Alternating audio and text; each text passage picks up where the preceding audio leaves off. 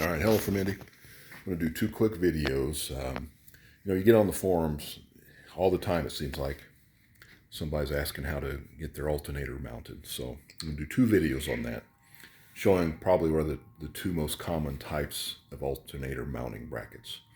The first one is what commonly comes on cars with air conditioning, which is what's mounted on right now. And then I'll do the second video on cars that do not have air conditioning. So, all right. So first of all, you have this bracket here. Okay. This is what you'll want to put on first. Just have your two bolts that go to your water pump housing. Next, you'll want to mount your alternator to that bracket.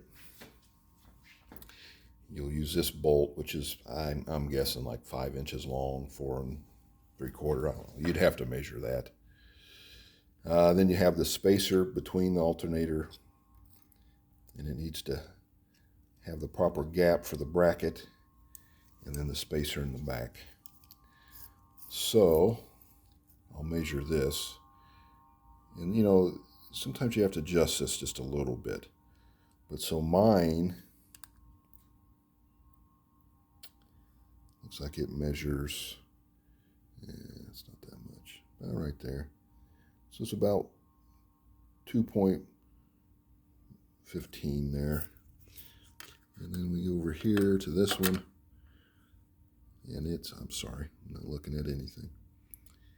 And that one's right at 1.1 inches, it looks like.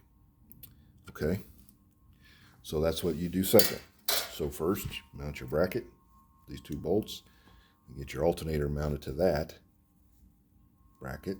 Then it'll just hang there, and then makes everything easy from then on out. Next is this bracket here. It goes all the way around, and it attaches to this motor mount bolt, the top one. And then it mounts to one bolt here. This spacer in the back that I'm touching is part of the bracket, so you don't have to worry about buying that. And I just use 2 washers to adjust where I want it. And last is this little bolt that attaches to your alternator. And that's it. It's very simple. You can see the alignment on this. The 2-groove pulley comes in handy for this one, where it sets it. Once this nut is tightened up, it'll pull this alternator out a little bit and can it a little bit, and this belt will be perfect. And I'm just using 1-groove pulley here, and a 2-groove. But if this was a 1-groove, or whatever, I mean, if you got the 2-groove for power steering, or the 4-groove, whatever it is, but this is how that mounts. And like I said, it'll pull. Well, let me get lined up straight. So you can see, I mean, it really is, it's nearly perfectly straight now. Once I pull that alternator out, it will be, which I'm not going to do. The downside to this bracket, of course, a lot of times you run what you have.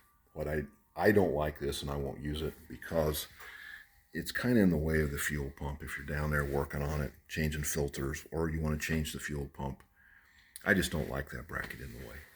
The other style does not use that. Okay. Hopefully that's clear as mud. Next we'll go over this type of bracket, which is very common. And I'll show you how that one mounts. So, okay.